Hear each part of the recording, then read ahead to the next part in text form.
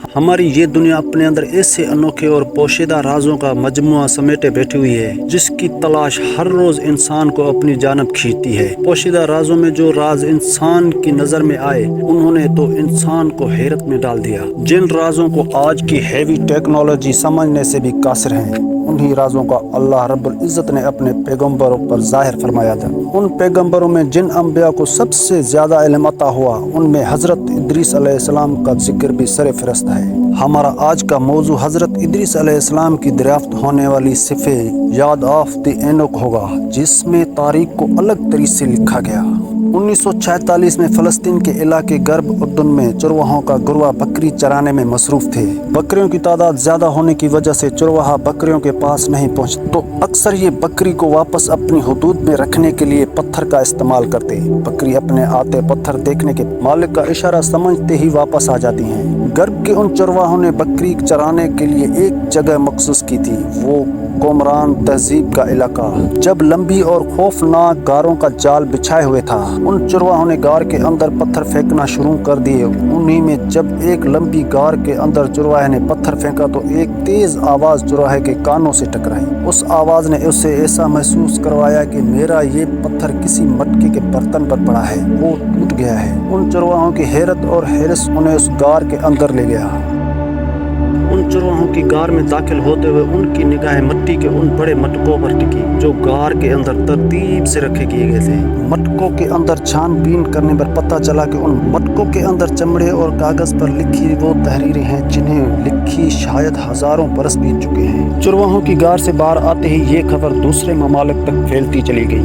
آرکالوجسٹ کی ایک ٹیم جب ان علاقوں میں پہنچی تو انہوں نے ان علاقوں کی چھان بین کرتے ہوئے مزید 900 قدیم لکھی گئی تختیوں کو دریافت کر لیا، جنہیں ایک بک آف اینوک کا نام دیا جاتا ہے۔ ان تختیوں پر لکھا آج تک کی تاریخ سے سب سے الگ اور ہٹ کاسپریٹ لکھا گیا، جس میں ایک الگ و خاص قسم کی مخلوق سے لے کر طوفان نوح علیہ السلام کے تذکرہ تک کیا جاتا ہے۔ یہ صفحہ کیا تھا، اس میں کسی قسم کا تذکرہ کیا گیا۔ دی بک آف اینوک کو بائبل کا حصہ کیوں نہیں بنایا گیا؟ اللہ تعالیٰ نے انسانوں کو پیدا کرنے کے بعد ان کی رشتہ ہدایت کے لیے ہر دور میں پیغمبر مبعوث کیے۔ ان پیغمبروں کی تعداد کم و بیش 1,24,000 بتائی جاتی، جن میں کچھ پیغمبروں کا ذکر قرآن و حدیث میں موجود ہے مگر کچھ کا تذکرہ تاریخ میں خاموش ہے۔ ان میں سے کچھ پیغمبروں پر کتابیں اور صفحے اتارے گئے جن میں توریت، زبور اور انجیل شامل ہیں۔ ان کو آج بائبل کے نام سے ایک جگہ اکٹھا کر دیا گیا ہے، جن میں اللہ کے فرمان، پیغمبروں کے اقوال و مناجات، تاریخ کے واقعات، حالات کو ایک جگہ اکٹھا کر دیا گیا ہے۔ مگر ان میں ایک ایسی آسمانی کتاب جس میں حیرت انگیز اور پراسرار باتیں جو شاید دنیا کی کسی اور کتاب میں نہیں ملتی، اس کتاب کی انہی تحریر کو دیکھتے ہوئے علماء نے اسے بائبل کی کتاب سے جدا کر دیا ہے۔ یہ وہ کتاب جسے کتاب ہنوک یا بک آف اینوک کہا جاتا ہے۔ حضرت ادریس علیہ السلام کا ذکر اسلام میں موجود ہے، انہیں دوسرے نام ہنوک سے بھی یاد کیا جاتا ہے۔ دی بک آف اینوک کی کتاب حضرت ادریس علیہ السلام پر ہی اتاری گئی تھی۔ حضرت ادریس علیہ السلام کا انبیاء علیہ السلام میں تیسرا نمبر ہے۔ جو حضرت ادریس کا زمانہ حضرت آدم وہ حضرت شیس علیہ السلام کے بعد کا زمانہ تھا۔ مورخین کے مطابق حضرت ادریس علیہ السلام کی پیدائش بابل مصر یا عراق کا علاقہ منصف ہے۔ آپ علیہ السلام کے والد کا نام یارد تھا، جن کا تعلق حضرت آدم علیہ السلام کی نسل سے جا ملتا ہے اور حضرت نوح علیہ السلام کے پردادا تھے۔ ہزاروں سال پرانے ملنے والی تختوں نے انوک کو ایک عظیم بادشاہ کے نام سے کندہ کیا اور انہی بادشاہ نے سب سے پہلے لکھنے پڑھنے کا طریقہ ایجاد کیا تھا۔ اینوک کتاب نے تاریخ کو مختلف طریقے سے بیان کیا گیا، جس نے بالکل الگ لکھا۔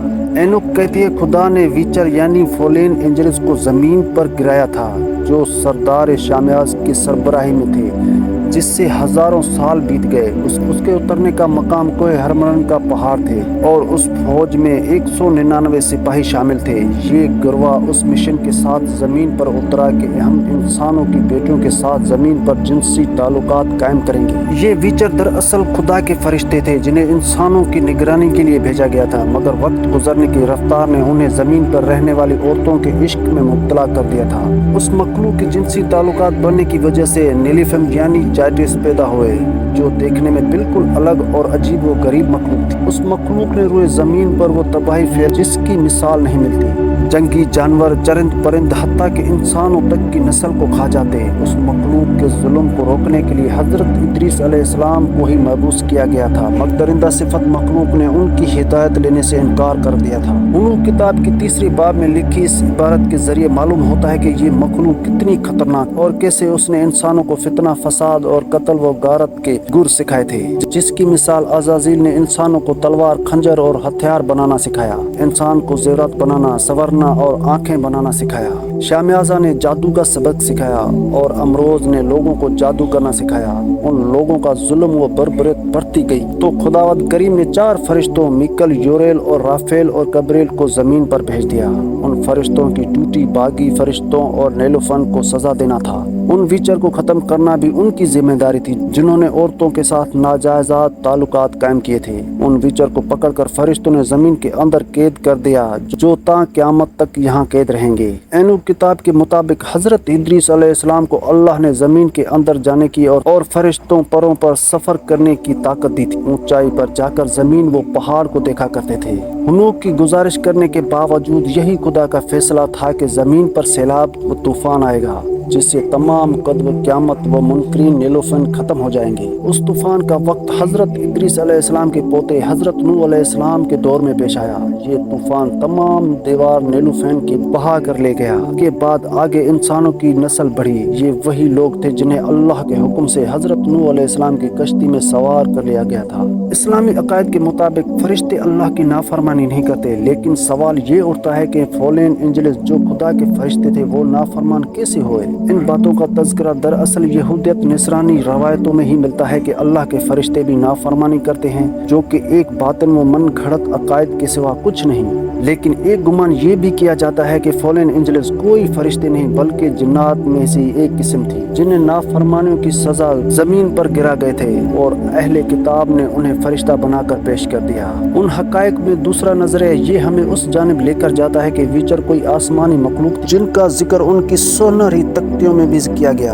उस वक्त के लोगों ने उन्हें अनुनानी का नाम दिया करते थे। ये तख्ती कहते हैं। अनुनाकामी नाम आसमान से जमीन की जानिब आए थे। इंसान टेक्नोलॉजी उन मुकाबले में खाक के बराबर और उन्होंने इंसानों को कोई इल्म और टेक्निक सिखाई। जमीन पर फसाद मचाने की सूरत में उन्हें हलाक कर दिया गया। मुमकिन वानो ना कि या विचर किसी दूसरे सियारे से जमीन की जानिब आए हों जिनकी जानिब हजरत इदरीस अलैहिस्सलाम को भेजा गया, लेकिन उन्होंने जमीन के उसूलों और नाफरमानों की खिलाफ वर्जी की वजह से जमीन के अंदर कैद कर दिया गया और उनकी औलाद व नस्ल को तूफान नूह के जरिए मिटा दिया गया।